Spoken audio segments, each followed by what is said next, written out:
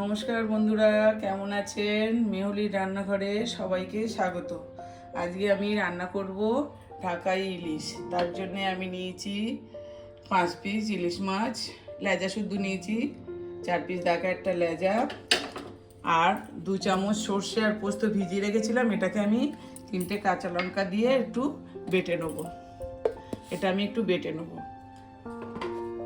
2 চামচ সর্ষে, 2 চামচ পোস্ত, 3টে কাঁচা লঙ্কা বেটে নিয়েছি আমি।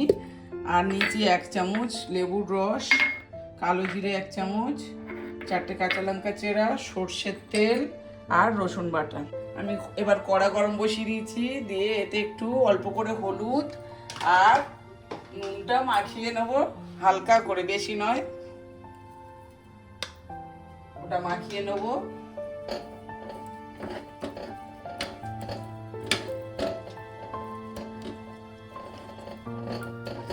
মাখানো হয়ে গেছে। আমি এবার কড়াটা গরম হয়ে গেছে, তেল দিয়ে দেব।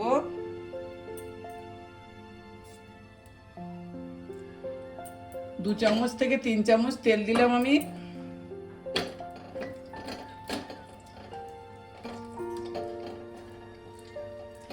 রান্নাটা আমি সর্ষের তেলে করব।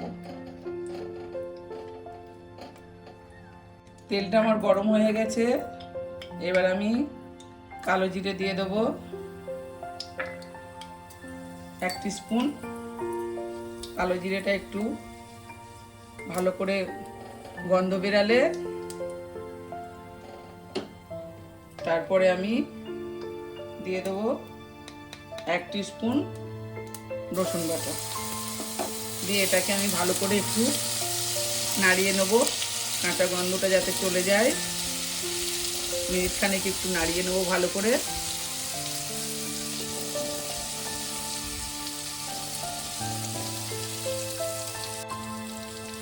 রসুনটা আমার ভাজা ভাজা হয়ে গেছে। এবার আমি দিয়ে দেব যে সর্ষে পোস্ত আর কাঁচা লঙ্কাটা বেটে রেখেছিলাম তার পেস্ট।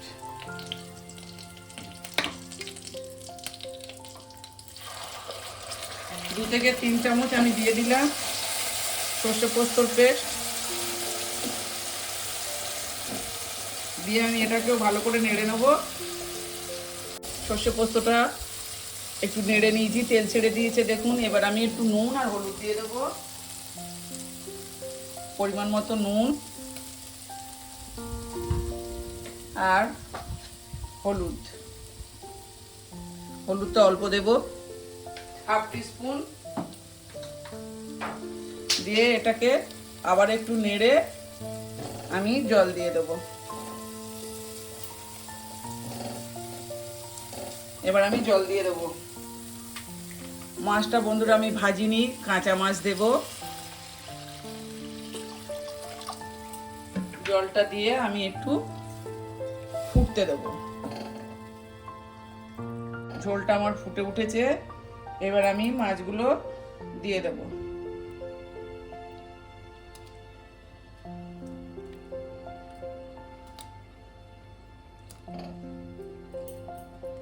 মাছটা দেওয়া হয়ে গেছে। মাছটা দিয়ে আমি মিনিট 5 চাপা দেব, তারপরে দেখাচ্ছি আপনাদের। 5 মিনিট পরে আমি ঢাকাটা খুলে একবার মাছটা উল্টে দেব।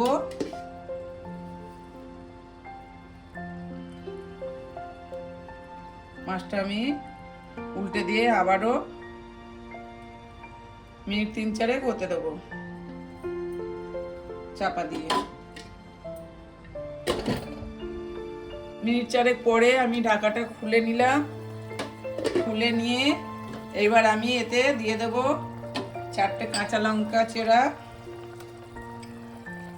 1 চামচ লেবুর রস, 1 চামচ জিরের গুঁড়ো আর কাঁচা সর্ষের তেল, 1 টিস্পুন মতো কাঁচা সর্ষের তেল দিয়ে এটাকে আমি একটু চাপা দিয়ে স্ট্যান্ডিংয়ে রেখে দেবো। তারপরে আমি ঢেলে দেখাচ্ছি আপনাদের। স্ট্যান্ডিংয়ে রেখেছিলাম, এবার আমি ঢাকাটা খুলে নামিয়ে দেবো। দেখুন বন্ধুরা কত সুন্দর হয়েছে। আপনারা বাড়িতে এইভাবে একবার ঢাকা ইলিশ তৈরি করে খেয়ে দেখবেন। ভালো লাগলে লাইক কমেন্ট শেয়ার করবেন, নতুন বন্ধুরা সাবস্ক্রাইব করে পাশে থাকবেন, তাহলে ভিডিও করতে ভালো লাগে।